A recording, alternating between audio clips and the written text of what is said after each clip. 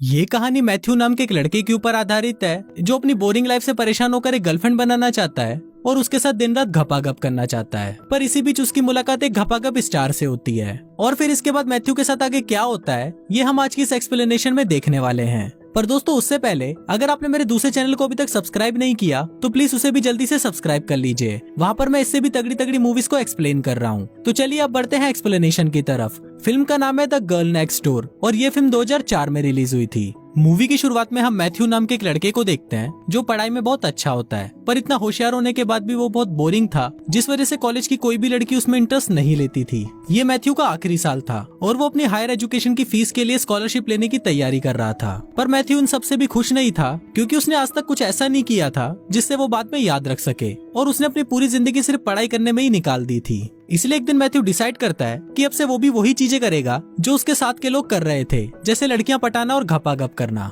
इसी बीच मैथ्यू के घर के बगल में डैनियल नाम की एक बहुत ही खूबसूरत लड़की रहने के लिए आती है। डैनियल इतनी ज्यादा खूबसूरत थी कि वो दिखने में किसी सुपर मॉडल से कम नहीं लग रही थी। रात को मैथ्यू फोन पर बात कर रहा होता है और तभी उसकी नजर डैनियल की खिड़की पर जाती है जो कि कपड़े बदल रही थी। ये देखकर मैथ्यू का छोटा चेतन जाग जाता है और फिर वो भी छुपकर डैनियल को देखने लगता है। पर तभी डैनियल मैथ्यू को उसे देखते हुए देख लेती है और वो सीधा उसके घर आ जाती है। तभी डैनियल के डैड उसे नीचे बुलाते हैं, जिसको सुनकर डैनियल की फटकर 64 हो जाती है। अब मैथ्यू डरते हुए नीचे आता है, पर तभी उसके डैड उसे बोलते हैं कि डैनियल इस शहर में नई आई है और उसे यहाँ के बारे में कुछ नहीं पता, इसलिए तुम इसकी हेल्प करो और इसके साथ जाओ। अब जब ये दोनों साथ में जा रहे होते हैं तभी डैनियल मैथ्यू से पूछती है कि तुम्हें बिना कपड़ों के मेरे खरबूजे कैसे लगे, जिस पर मैथ्यू से बोलता है कि वो खरबूजे नहीं संतरे थे। ये सुनकर डैनियल की सटक जाती है और वो मैथ्यू को बोलती है कि चल तू अब अपने कपड़े उतार और मुझे अपना केला दिखा। अब डैनियल जबरदस्ती मैथ्यू के सारे कपड़े उतरवा देती है। फिर जब मैथ्यू पूरी तरह नंगा हो जाता है तो डैनियल उसे कार से उतार कर उसके कपड़े लेकर भाग जाती है। पर थोड़ी देर बाद डैनियल वापस आ जाती है और वो मैथ्यू को बोलती है कि वो सिर्फ उसके साथ मजाक कर रही थी। इसके बाद वो दोनों साथ बैठकर बातें करने लगते हैं और कुछ ही देर में उन दोनों में अच्छी दोस्ती भी हो जाती है। अगले दिन जब मैथ्यू क्लास में पढ़ रहा होता है तो डैनियल वहाँ कर उसे क्लास से बाहर बुला लेती है। फिर वो दोनों मस्ती करने के लिए वहाँ से चले जाते हैं और पूरे दिन साथ में बकचोदिया करने के बाद शाम को वो दोनों चुपके से किसी के स्विमिंग पूल में जाकर साथ में नहाने लगते हैं। फिर वो दोनों वहाँ पर किस करने ही वाले होते हैं, पर तभी मैथ्यू को रियलाइज होता है कि ये पूल उसके प्रिंसिपल का है, इसलिए वो तुरंत ही वहाँ से भाग जाते हैं। इसके बाद ये दोनों मैथ्यू के फ्रेंड की एक पार्टी में जाते हैं, जहाँ पर डैनियल को देखते ही मैथ्यू के दोस्त बौखला जाते हैं और वो डैनियल को इम्प्रेस करने की कोशिश में लग जाते हैं। पर इस बार मैथ्यू डिसाइड कर चुका था कि डैनियल को घोड़ी तो वो ही बनाएगा, इसलिए वो डैनियल के पास आता है और उसको सबके सामने किस करने लगता है। अब डैनियल को किस करने के बाद मैथ्यू को ऐसा फील हो रहा था कि अब जॉनी सिंस का बाप तो वो ही है। पर तभी उसका एक चोमू दोस्त उसके पास आता है और उसे बोलता है कि भाई तू जिसे मियां कुमारी समझ रहा है वो तो मियां खलीफा है और लोग उसकी वीडियोस देखकर अपनी टंकी खाली करते हैं। अब ये सुनकर मैथ्यू का दिल टूट जाता है और वो निराश होकर वहाँ से जाने लगता है। पर तभी उसका दोस्त उसे बोलता है कि अगर ये घपाघप स्टार है तो क्या हुआ,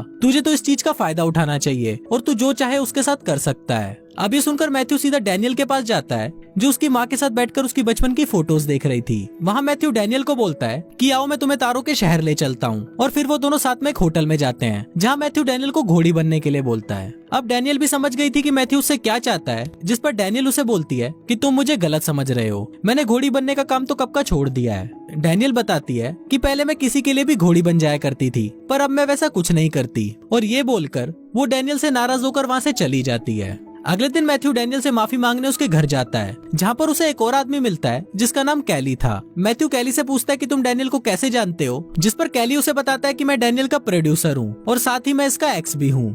अगले दिन मैथ्यू जब कॉलेज जा रहा होता है तो वो वहाँ पर देखता है कि कैली लड़कियों के साथ फ्लर्ट कर रहा है। तभी कैली वहाँ पर मैथ्यू को भी देख लेता है और वो उन लड़कियों के सामने मैथ्यू की तारीफ करने लगता है। इसके बाद मैथ्यू कैली के साथ बैंक जाता है, जहां वो बताता है कि ये एक स्टूडेंट एडवाइजर है। दूसरी तरफ हम डैनियल को देखते हैं, जिसको अपने आप में ही गिल्ट फील हो रहा था कि कभी भी वो बदल नहीं सकती और ना ही कभी वो एक नॉर्मल लाइफ जी सकती है, इसलिए वो कैली के साथ वापस लास वेगस चली जाती है। अब यहाँ मैथ्यू भी डैनियल से प्यार करने लगा था, इसलिए वो डिसाइड करता है कि वो डैनियल को वापस लेकर आएगा और इसके लिए वो भी अपने छपरी दोस्तों के साथ लास वेगस के लिए निकल जाता है। वहाँ पहुंचकर मैथ्यू देखता है कि डैनियल बिना कपड़ों के ही सबके सामने डांस कर रही है, जिस पर वो उसे समझाता है कि तुम्हें ये सब करने की कोई जरूरत नहीं है। पर तभी वहाँ पर कैली आ जाता है और वो मैथ्यू को अपने साथ ले जाकर उसे धमकाने लगता है। वो मैथ्यू को बोलता है कि तुम डैनियल को उसका काम करने से रोक रहे हो और अगर वो ये काम नहीं करेगी तो मैं कमाऊंगा कैसे।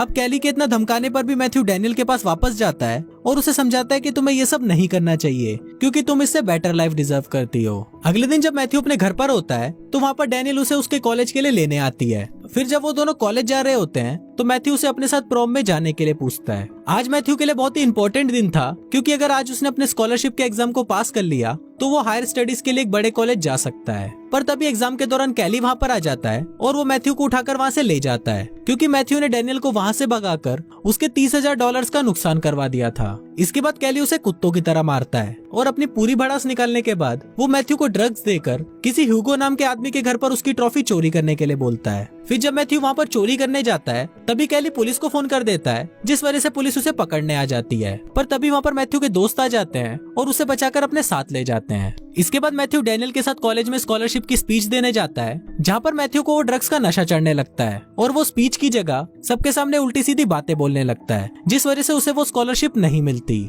इसके बाद जब मैथ्यू बैंक जाता है तब उसे पता चलता है कि उसने जो कंबोडियन स्टूडेंट के लिए $25,000 का फंड रेज किया था वो कैली वहाँ से स्टूडेंट एडवाइजर बन के ले गया है। ये सुनते ही मैथ्यू शॉक्ड हो जाता है और वो ये बातें अपने दोस्तों डैनियल को बताता है, जिसके बाद वो सभी मिलकर कैली को सबक सिखाने का प्लान बनाते हैं। फिर मैथ्यू और डैनियल दोनों ह्यूगो के पास जाते हैं, जो कि कैली की तरह ही एक प्रोड्यूसर था। वहाँ मैथ्यू ह्यूगो को सारी बातें बताता है और उसकी ट्रॉफी भी उसे वापस कर देता है। फिर वो ह्यूगो को बोलता है कि अगर आप हमें $25,000 दोगे तो हम आपको दुनिया का सबसे बढ़िया घपाघप वाला वीडियो बनाकर देंगे। ये सुनकर ह्यूगो भी खुश हो जाता है और वो उनको पैसे देने के लिए राजी हो जाता है। अब सब लोग मिलकर वीडियो बनाने में लग जाते हैं, जहाँ डैनियल भी अपने कुछ दोस्तों को बुलाती है जो कि उसी की तरह घपाघप स्टार थी। इसके बाद ये लोग साथ में प्रॉम में जाते हैं, जहाँ पर सभी लोग सिर्फ उन्हें ही देख रहे होते हैं। तभी वहाँ पर मैथ्यू के कुछ क्लासमेट्स आते हैं और उसको बोलते हैं कि ये लड़कियां तो घपाघप स्टार हैं, जिस पर मैथ्यू उनसे पूछता है कि क्या तुम इनके साथ काम करना चाहोगे। अब ये सुनकर वो लोग बहुत खुश हो जाते हैं और वो मैथ्यू को हाँ बोल देते हैं। अब ये सभी लोग मिलकर उसी रात वीडियो शूट कर लेते हैं और अगले दिन जब मैथ्यू अपने घर आ रहा होता है तभी उसके पास उसके दोस्त का कॉल आता है और वो उसे बताता है कि हमारी वीडियो को किसी ने चोरी कर लिया है और चोरी करने वाला और कोई नहीं